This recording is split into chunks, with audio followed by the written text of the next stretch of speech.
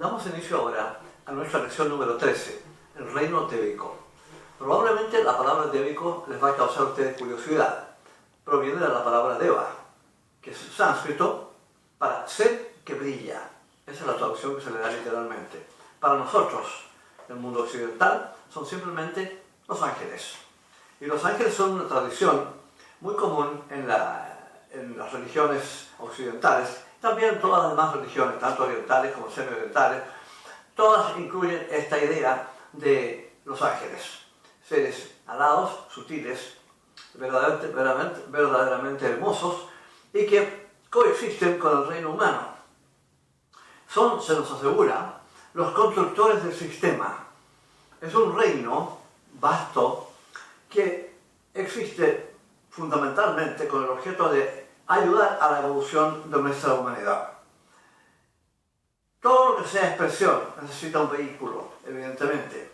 Los vehículos, comenzando por los cuerpos sutiles del ser humano y el cuerpo físico incluso, el de los animales, el de los insectos, el de los vegetales, todo lo que represente vehículo de expresión, se nos dice que ha sido creado, establecido por estos seres. Pero lo importante del caso es que para nosotros se trata de un reino paralelo al nuestro que no podemos observar dada la materia de que está hecho sus cuerpos, que es una materia sutil y que el nervio óptico no alcanza a captar, pero cuya labor fundamental y principal es, como ya dije anteriormente, ayudar a la evolución de nuestra humanidad. Esa es la labor que se les ha asignado. Son producto de una humanidad anterior, como la nuestra, que ya alcanzó, mediante la evolución, el proceso angélico. Estando en ese reino ahora, están en la situación de devolver la deuda que han contraído por la ayuda que ellos recibieron para transformarse en ángeles, la pagan ayudándonos a nosotros. Ayudándonos a nosotros eventualmente a transformarnos también en ángeles. Esa es la idea. En ese caso, cuando eso ocurra, que inevitablemente va a ocurrir, aunque tome mucho tiempo todavía, será nuestra obligación ayudar al reino humano que venga evolucionando detrás de nosotros. La mayoría de las mónadas están todavía en los reinos inferiores, tales como el animal, vegetal y mineral. Esos van a ser, digamos, los seres humanos del futuro. Y estaremos nosotros en una situación angélica que nos va a permitir darle la ayuda que se necesita, construyendo para ellos las formas. Si queremos una definición más precisa, más abreviada de lo que es el reino débico, la encontraremos en Blavatsky, en la Doctrina Secreta, en donde nos dice: el cosmos entero está controlado, animado y guiado por una infinita variedad de jerarquías de seres espirituales, cada una de ellas cumpliendo una misión determinada, y cuyos integrantes, llamémosles como les llamemos, Dianshahans o arcángeles, devas o ángeles, no son otra cosa que mensajeros, en el sentido de que son agentes de las leyes kármicas y cósmicas. Estos seres varían infinitamente en lo que se refiere a su grado de conciencia e inteligencia, y llamarles puramente espíritus sin conexión alguna con la materia terrestre es caer en indulgencia poética, ya que cada uno de ellos fue o se apresta a ser un ser humano en un ciclo pasado o futuro respectivamente. En consecuencia, la variedad incluye dos tipos fundamentales: aquellos que podrían definirse como seres humanos incipientes de aquellos que son seres humanos perfeccionados porque ya han trascendido el reino humano. Estos últimos, en su presente existencia en esferas menos materiales, difieren moralmente de los seres humanos corrientes en el hecho de que no están sujetos a los sentimientos propios de la personalidad y naturaleza emocional humanas, características estas puramente terrestres. Creo que este párrafo define con bastante precisión lo que realmente podemos decir que son los ángeles.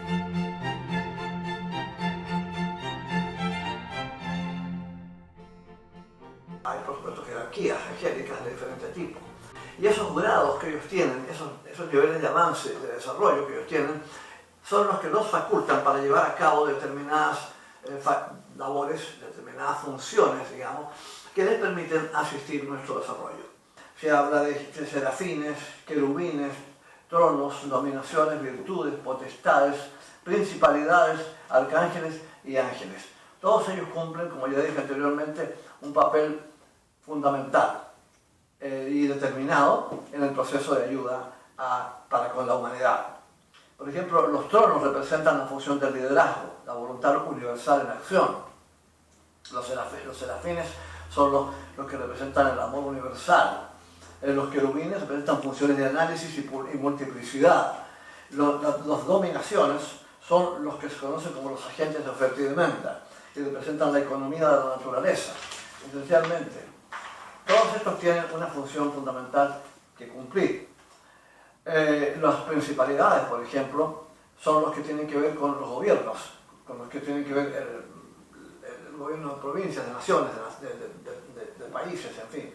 Las potestades son los reguladores de la ley de causa y efecto. Ahí están los famosos lipika, que se llaman, que son 4, según se nos dice, 4 arcángeles, que son los que regulan y organizan la ley del karma. La ley del karma es una ley basada en el principio de causa y efecto. En consecuencia, es mecánica, y por esa razón, en consecuencia, precisa de que existan reguladores. Los lipika, ayudados de muchos ángeles muy elevados también, son los que regulan el karma tanto colectivo como individual del ser humano. Ocurre que en muchas ocasiones se comete el mismo error o el mismo crimen, pero una de las personas que lo cometió sabía perfectamente lo que estaba haciendo y tenía un propósito perverso en mano. La otra persona cometió el mismo crimen, pero sin realmente saber lo que estaba haciendo y sin tener mayor conocimiento y sin una intención muchas veces. En consecuencia, el efecto kármico para ambos tendría que ser el mismo porque ambos han incurrido en el mismo error. Pero resulta que uno había una intención malvada, en el otro había simplemente inocencia. En consecuencia, el efecto kármico tiene que ser menor para uno de lo que va a ser para el otro. Y son estos ángeles los que se encargan, los famosos lipika, que en sánscrito quiere decir escribas, los que se encargan, en consecuencia, mediante la ayuda de innumerables ángeles que están a sus órdenes, para poder darle a cada cual la exacta medida de lo que le corresponde de acuerdo con el error cometido. En ese sentido, son los que realmente regulan el proceso kármico. Ahora, los arcángeles son realmente los oficiales ejecutivos, se les llama. Porque evidentemente el cosmos es una empresa y hay que administrarla. Ellos son los que se encargan de todo ese tipo de organización. Y los ángeles fundamentalmente están en el plano astral. En general, todos los ángeles, tanto los más elevados, como hemos mencionado, como los que no tienen tanto grado, se encuentran en ambos niveles, en el mental y en el emocional, o astral.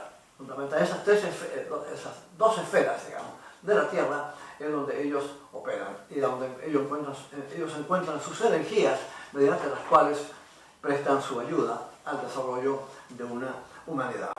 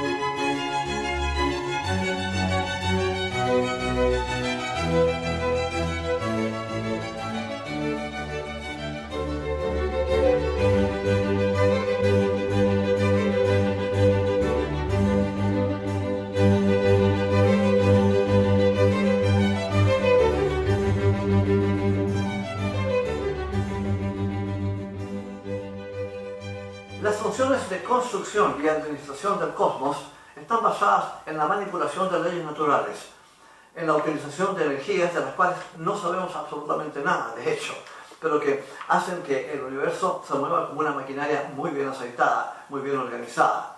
Son ellos los que se preocupan de que todo ocurra como debe ocurrir, porque están moviendo energías muy poderosas. Y en alguna forma hay que organizar las cosas de una manera tal que no exista daño en la medida posible.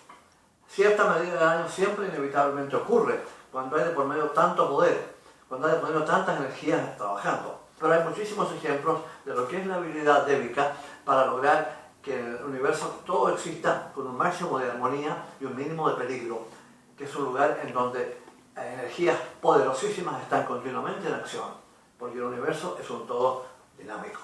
Hablando de devas, probablemente uno de los que cumplen funciones más nobles y más apropiadas son los Gandharvas. De ellos proviene la inspiración musical de todos los genios musicales que hemos tenido en nuestra humanidad y que han compuesto sinfonías maravillosas, corales o de lo que sea. Toda la música clásica y elevada que se ha compuesto en el planeta se ha compuesto por inspiración de estos devas, los famosos Gandharvas, que se les llama.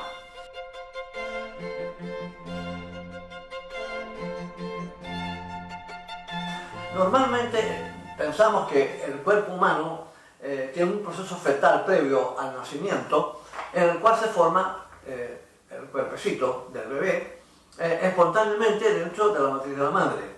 Pero tenemos que entender que todo lo que se construye, todo lo que crece, digamos, tiene que estar dirigido. Tiene que haber una energía y tiene que haber una organización. Es fundamental. Las cosas no pueden salir de la nada. De modo que lo que se nos asegura es que el feto humano, o sea, que va a ser el bebé, el futuro bebé, está siendo construido dentro de la matriz de la madre por devas especializados. En primer lugar, los devas observan el átomo simiente, del cual ustedes ya saben de qué se trata, observan el átomo simiente del karma del individuo que va a encarnar. Y de acuerdo con esa observación determinan qué tipo de cuerpo tiene que tener. Cuando ocurre la concepción de un proceso fetal que tiene lugar cuando va a encarnar una persona, lo que ocurre es que el esperma se une con el óvulo para crear lo que se conoce en biología como el cigote, o cigoto le llaman también. Ahora, si se deja así, el bebé va a ser un clon de los padres. Esa no es la idea. La idea es que el que va a encarnar tenga un cuerpo que le corresponde exactamente de acuerdo con lo que él es, con lo que trae, con el bagaje, por así decir, que trae de sus vidas pasadas, con lo que ha aprendido, con lo que le queda por aprender, con sus características personales, etc. Eso es fundamental. Para que eso ocurra entonces, un deva mental coloca el átomo simiente físico en el cigote y le da con eso entonces su identidad a esa célula inicial. Le da sus características personales, la identifica con el cuerpo que va a tener. Esa célula rápidamente se empieza a reproducir para formar el cuerpecito fetal y todos los átomos que componen esas células tienen todos la misma memoria del átomo simiente, la memoria de vidas pasadas. De manera que la memoria de vidas pasadas está en todas las células de nuestro cuerpo físico. Son todos copias de esa primera célula fundamental. Y eso entonces asegura que el bebé, al nacer, va a tener sus características propias, que a veces difieren considerablemente de las de los padres. Los devas construyen el cuerpo físico, o el molde en el cual va a surgir el cuerpo físico, una vez que se ha estructurado el doble etéreo de la persona, que se estructura de tamaño normal, adulto. El niño va creciendo dentro de ese molde y lo va llenando, más o menos hasta la altura de 18 o 19 años, ya ahí lo llena por completo. El bebé es chiquitico, pero el doble etéreo que se le entrega es ya del tamaño adulto, fundamentalmente.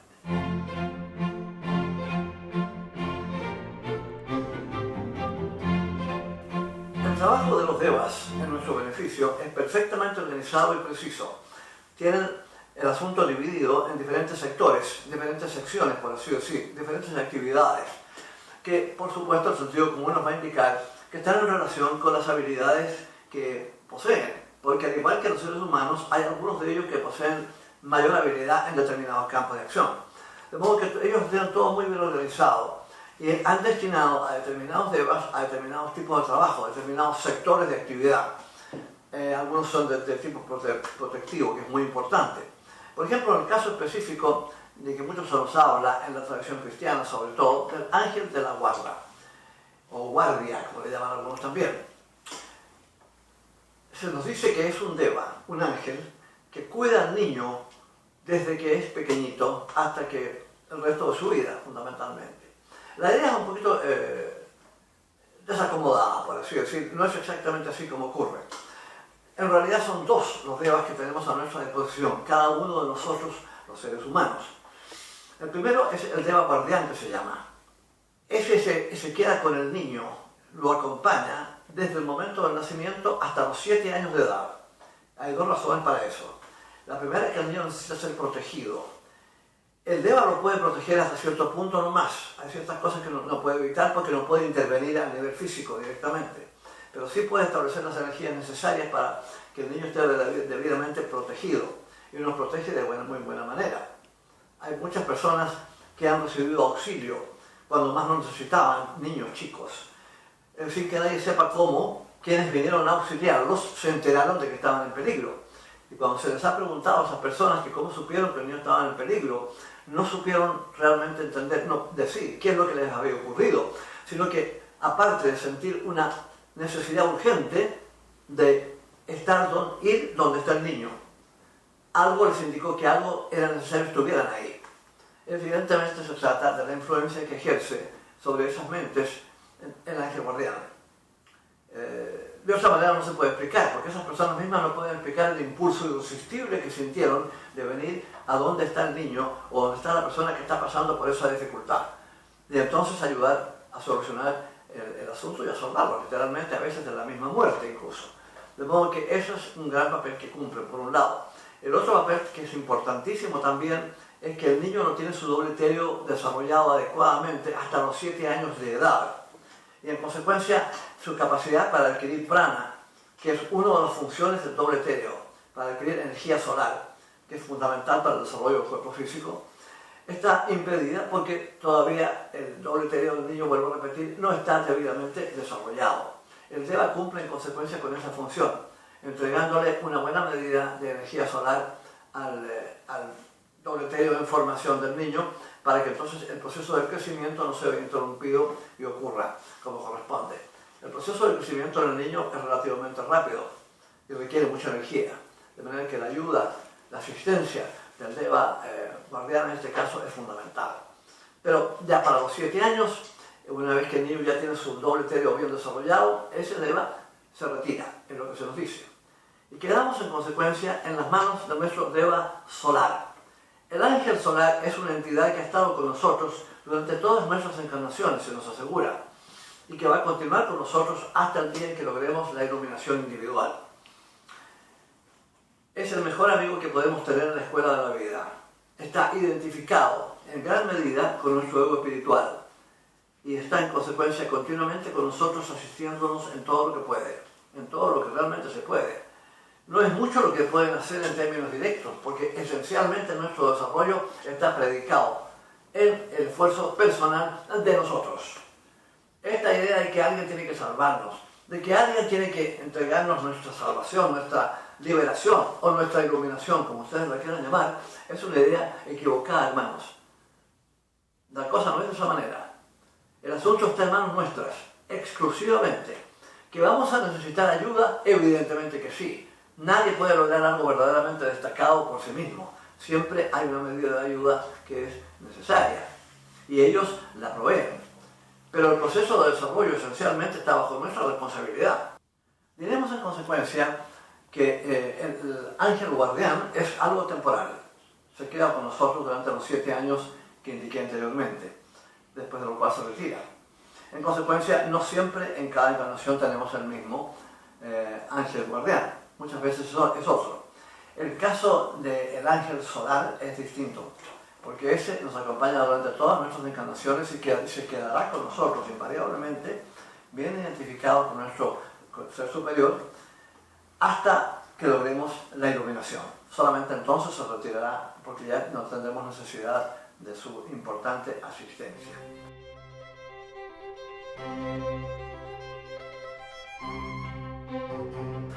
Los ángeles esenciales, que dije anteriormente, son también los constructores del sistema, así se les llama. Todos los metales preciosos que encontramos en la Tierra, por ejemplo, tales como el oro, la plata y las piedras preciosas, las joyas, que normalmente se extraen de la Tierra y se pulen, se cortan y se engarzan, diamantes, esmeraldas, rubíes, todas las que llaman piedras preciosas, esencialmente, son todas fabricadas por los devas. De ellos se encargan, ellos son los que se encargan de todo ese proceso. El Geoffrey Hodgson, que escribió un libro estupendo que se llama El reino de los dioses. En realidad está hablando de los ángeles. Observó, mediante la clarividencia que él tenía, observó a 3 devas suspendidos a unos 200 metros de altura, más o menos, sobre una playa en Haití. Y lo que pudo ver de los 3 que había, del que estaba en medio, el deva central, surgía una especie de rayo que se veía como un rayo de luz brillante y que entraba en la Tierra, más o menos unos 50 metros, y ahí se podía observar en consecuencia la formación inicial de un venero de oro.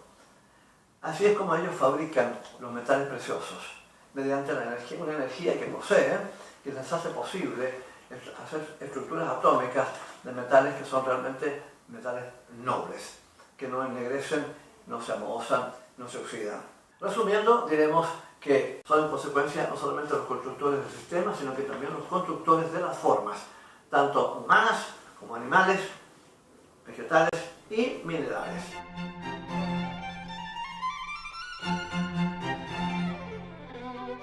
Hay que ir gradualmente deshaciéndonos de ciertos mitos que existen que no tienen el menor sentido, pero que se relacionan con el reino angélico.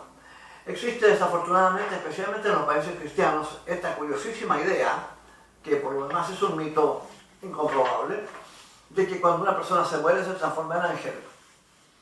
Tenemos que entender claramente que cuando uno no muere realmente, lo que muere es el cuerpo. Y en consecuencia uno sigue siendo exactamente quien era. No se puede transformar en ángel de la noche a la mañana un ser humano. Todavía está en evolución, todavía está muy lejos de llegar a ese punto de desarrollo.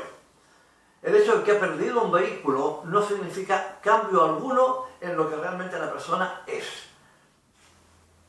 Si es envidioso, va a seguir envidioso. Si es generoso, va a seguir generoso. Si es bondadoso, va a seguir bondadoso. Si es maligno, va a seguir maligno. Porque lo que ha ocurrido es que se ha perdido un vehículo, nada más, eso es todo. Pero seguimos siendo verdaderamente quienes somos. De modo que esas personas muy piadosas, muy buenas personas, quieren consolar a alguien que se le ha muerto, un ser querido, y le dicen: no llores tanto, fulano, ahora tienes un ángel en el cielo. Muy bonito para consolar a la persona, pero tampoco es verdadero. Simplemente una cosa semejante no tendría el menor sentido.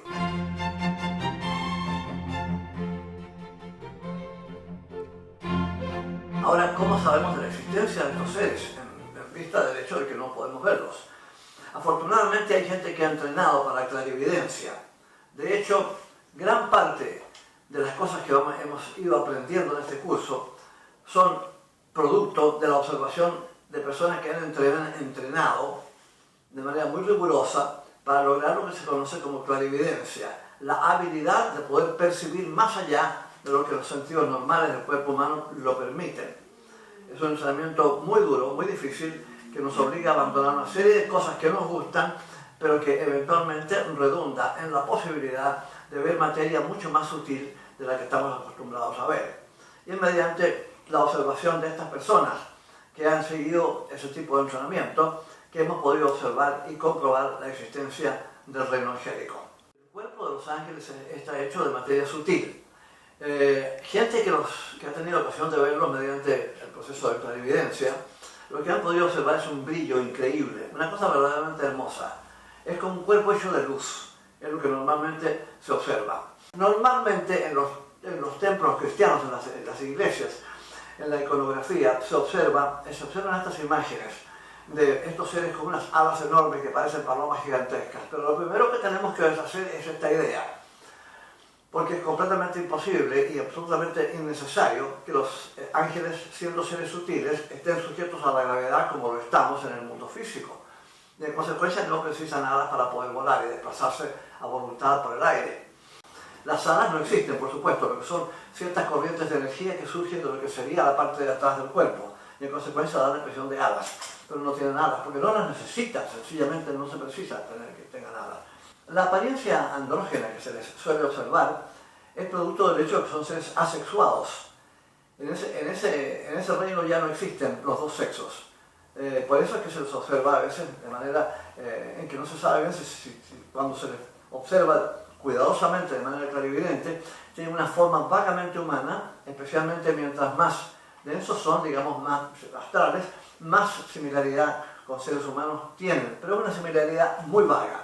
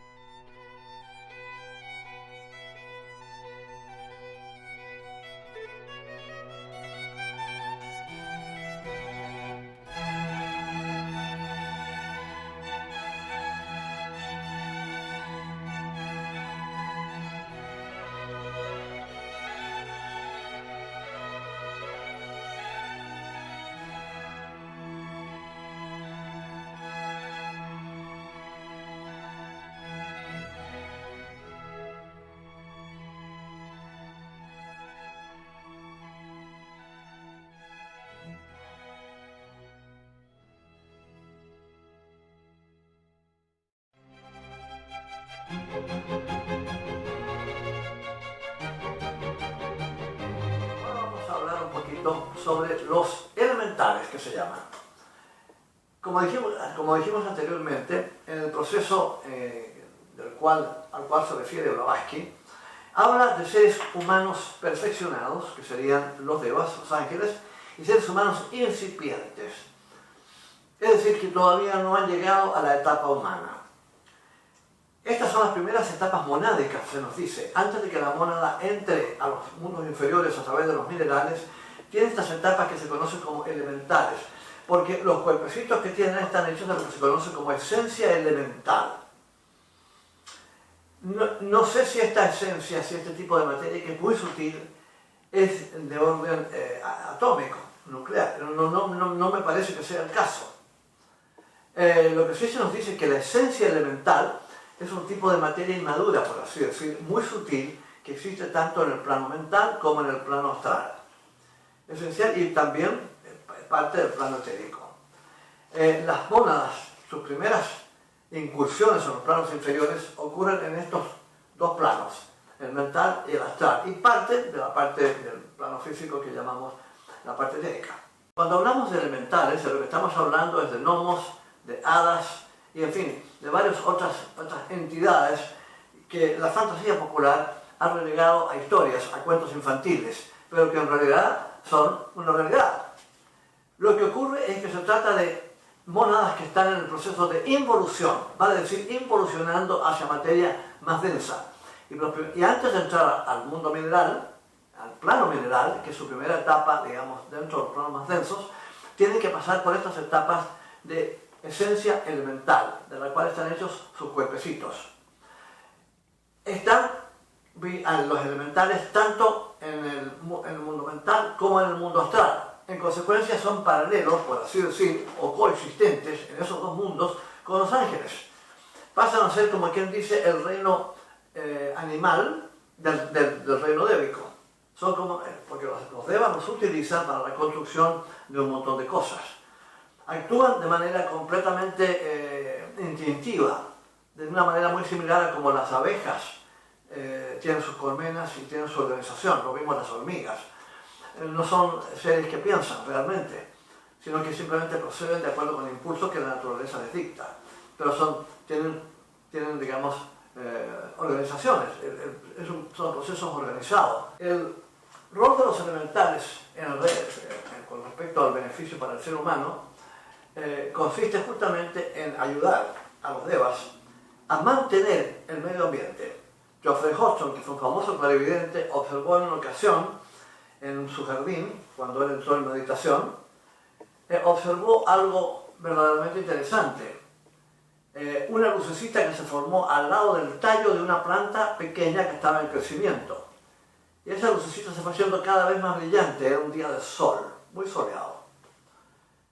Hasta que se hizo prácticamente intolerable el brillo y se metió entonces, gravitó hacia el tallo de la planta. Se metió ahí y lo que pudo observarse entonces fue un inmediato proceso de movimiento, de crecimiento celular, que tenía lugar como resultado de esa inyección de energía solar, porque eso es realmente lo que era. Y eso eventualmente concluyó, y lo que se vio salir de ahí, del tallo de la planta, lo que vio Hodgson, fue esencialmente una figurita que tenía cierta característica que podría llamarse humana, pero muy, muy lejano, algo así. Era más bien como una esferita, que no brillaba en absoluto. Y gradualmente, a medida que se mantuvo flotando, más o menos a una media altura desde el tallo de la planta, empezó a brillar nuevamente mientras asimilaba, recogía energía solar. Hasta que nuevamente se puso muy brillante, se volvió a meter al tallo de la planta y entonces la planta volvió a crecer. Así es como crecen las plantas, con asistencia de los elementales. Es una de las labores que llevan a cabo en el mantenimiento y el movimiento y el crecimiento de los reinos que nos rodean, generalmente para nuestro beneficio, porque es un hecho que hay muchas cosas de las cuales nos alimentamos que son de orden vegetal. Todos esos reinos vegetales, todas esas diferentes variedades que existen, muchas de ellas son comestibles para nosotros. De modo que a ellos les debemos este esfuerzo que realizan por mantener todo este reino vegetal en buenas condiciones.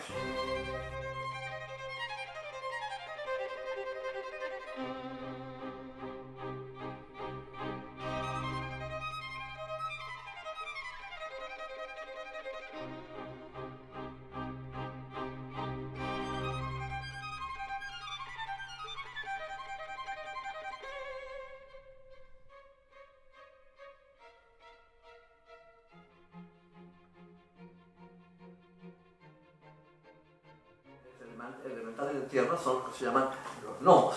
Los elementales de agua son las ondinas. Los elementales de fuego son las salamandras y los elementales de aire son los silfos, a quienes se considera probablemente los más avanzados en ese plano de existencia. Los silfos se encargan, por ejemplo, de las tempestades. Cuando viene un huracán en dirección a una ciudad, cuyo karma no indica que debiera ser víctima de una situación semejante, son los silfos los que desvían esas energías para que el huracán pase alejado de la ciudad y no haga el daño que tiene que hacer. Eso suele ocurrir muchas veces. Ellos se encargan prácticamente de regular todos esos procesos que tienen que ver esencialmente con el aire, las corrientes aéreas y todo lo demás. Las salamandras, por ejemplo, son parte fundamental de la combustión del fuego. Sin salamandras, que pueden ser muy pequeñitas o gigantescas, prácticamente el fuego tendría dificultades para arder. Son una parte fundamental de su energía, tiene que ver con la combustión. Las ondinas son los que mantienen la dinámica del agua, los que la mantienen fresca y en movimiento. Claro que podemos perfectamente bien aislar el agua en un charco sucio y ahí naturalmente las ondinas no pueden hacer absolutamente nada y abandonan eso de inmediato.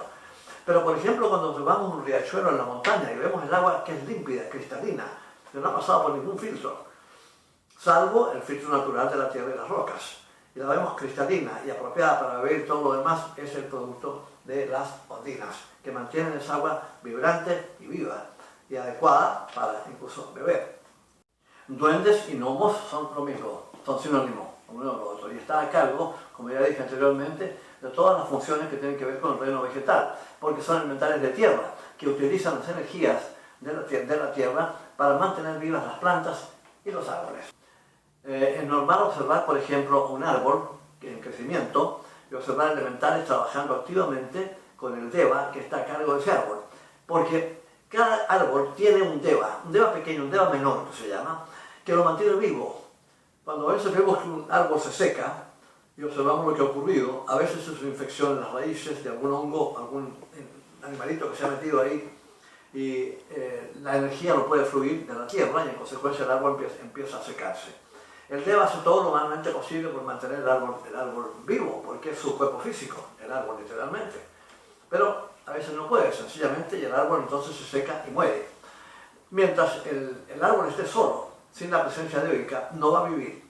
Vive solamente mediante la presencia débica, que es, como quien dice, el puente entre las energías solares y de la tierra que mantienen el árbol vivo.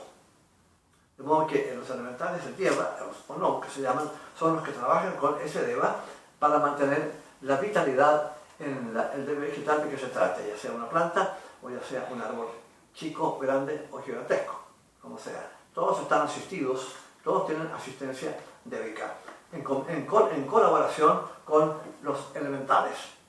Las hadas, a su vez, están encargadas de proporcionar el color y el perfume de las flores. Una labor noble, muy bonita, muy poética y muy apropiada. En lo más hermoso que vemos, esas configuraciones increíbles que tienen algunas flores, el colorido que tienen, que es realmente inimitable, es simplemente invención débica. Son los ángeles diseñadores los que hacen eso. Y los elementales contribuyen a la construcción, como realmente corresponde, y al mantenimiento. Una orquídea, por ejemplo, si se observa con mucho cuidado, se verá que es un trabajo de enorme delicadeza y de muy buen gusto, por lo demás. Porque estos devas son verdaderos artistas, ese es su campo, son creadores en ese sentido. Y lo que tenemos en consecuencia es una variedad floral increíble en el planeta, algunas flores verdaderamente hermosas y algunas con un perfume verdaderamente extraordinario. Los que se encargan del colorido, de la tonalidad del colorido y del perfume de algunas de estas flores son esencialmente las hadas. Esa es la idea.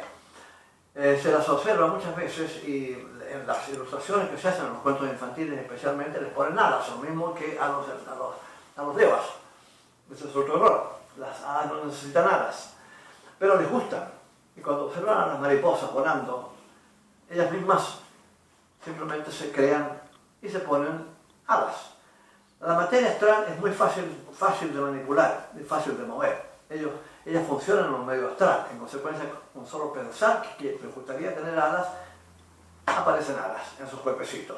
Los cuerpecitos son muy similares, muy humanoides, según se nos asegura, muy parecidos, especialmente al cuerpo femenino, en el caso de las hadas. Pero tampoco tienen sexo. No podemos hablar ahí macho y hembra. Eso es únicamente desde el punto de vista del cuerpo humano. Lo que sí se ve en las hadas es mucha delicadeza, algo muy bonito, por eso normalmente se presume que son cuerpos femeninos. Pero ahí no hay género, una cosa bien importante de recordar.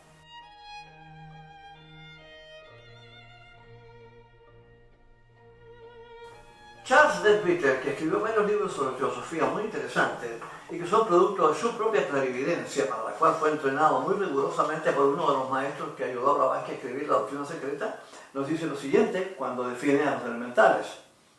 Dice que los elementales de tierra, o gnomos, parecen estar enmarcados en un tipo de existencia alegre y despreocupada, algo parecido a la conciencia infantil cuando el niño se encuentra entregado a juegos que le reportan gran diversión. Los elementales no tienen sexo, no sufren enfermedades y no tienen necesidad de abocarse a la lucha por la existencia, estando en consecuencia liberados de las causas más fértiles del sufrimiento humano. Pueden ser bastante afectuosos y capaces de formar amistades de las cuales deriva enorme alegría. Pueden también experimentar celos o fastidio, pero tales reacciones tienden a desaparecer rápidamente ante el intenso placer que experimentan en sus actividades concernientes a las operaciones de la naturaleza, siendo esta su característica más prominente. Nos dice también en su libro El lado oculto de las cosas, la mayoría de los espíritus de la naturaleza desconfían del ser humano y tratan de evitar su contacto. Esto no debe sorprendernos. Ven al hombre como una especie de demonio furibundo, destruyendo y arruinando todo lo que le llega. Lo ven matando por deporte a los hermosos animales a quienes disfrutan observando en paz. Lo ven cortando los árboles, pisoteando los prados, arrancando las flores para después botarlas descuidadamente. Lo ven reemplazando la encantadora vida agreste de la naturaleza con horribles estructuras de ladrillo y cemento y arruinando la fragancia de las flores con las fétidas y venenosas emanaciones de las fábricas.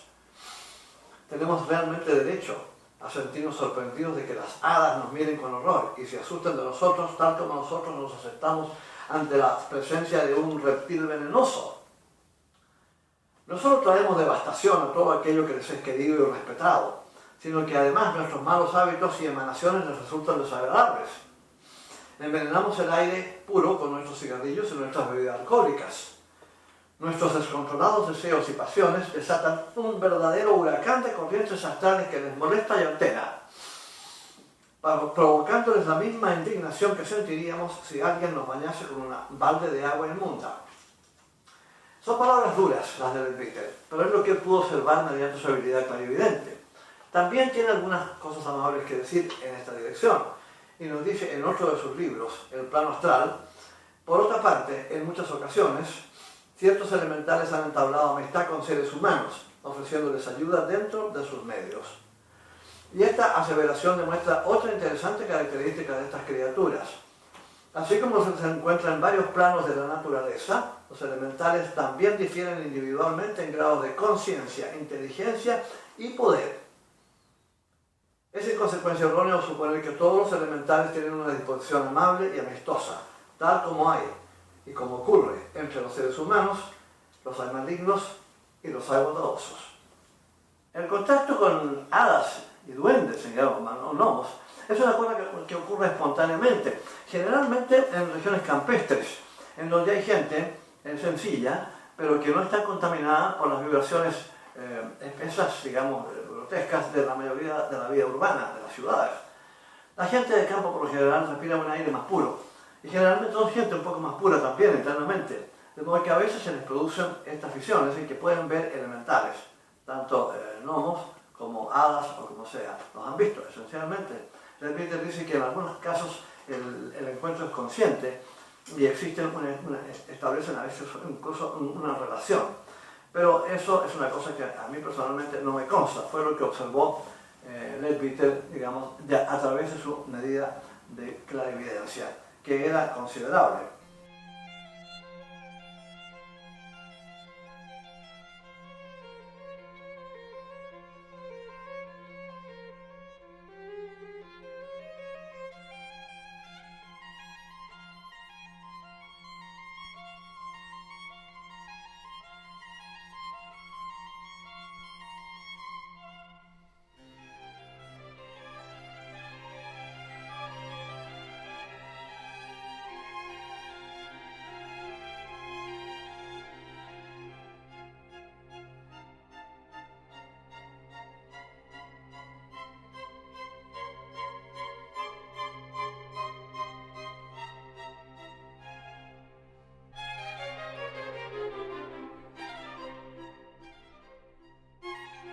Es sensato, después de todo lo que hemos dicho, creer en la existencia de los ángeles.